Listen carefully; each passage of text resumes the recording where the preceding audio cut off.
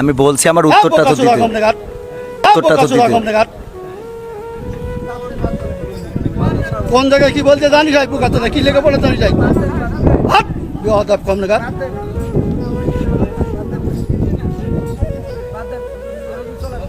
একদম বাস্ত করে দেবো সব একদম।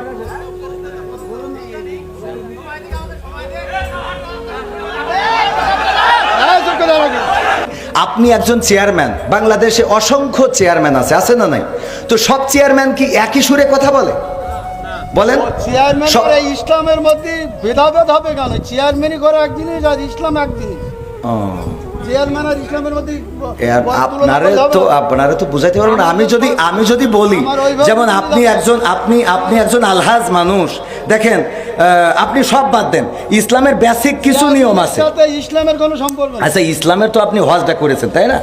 হজ করেছেন না? আমি যে প্রশ্নটা আপনার কলম এখানে 600 লোক আছে, আপনি সঠিকভাবে উত্তর সঠিকটা আপনি তো উত্তরের আগেই তো বকর করতেছেন। আমার উত্তরটা দিতেই দেন, আমার কথা তো বলতে দেবেন। তা বলতে না দিলে আমি কি করে বুঝাবো? ফালতু কথা বলিছেন, বলো খবরদার। ল্যাঙ্গুয়েজ সোজা করেন, না সোজা করে দেবো কিন্তু একদম বলেন। ল্যাঙ্গুয়েজ সোজা করে বলেন। আমি বলছি আমার কথা তো বলতে দেবেন। ল্যাঙ্গুয়েজ সোজা করে দেবো কিন্তু একদম। বিয়াদব লোক কম নাগাদ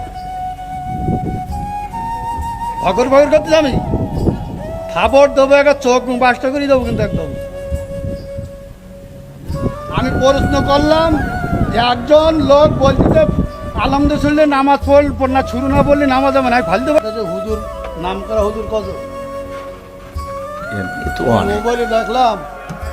মোবাইলে দেখলাম যে 5 জনের 5 রকম মত এই নামাজে। আপনারা হুজুর, আপনাদের পিছনে হাজার হাজার লোক নামাজ পড়ে, আপনাদের মধ্যে 12 রকম মত কেন?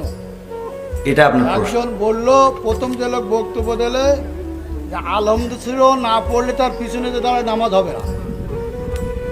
আচ্ছা, মানে এখন মূল প্রশ্ন হলো আমাদের মত এত বেশি কেন? এইটা এত মত বেশি বক্তব্য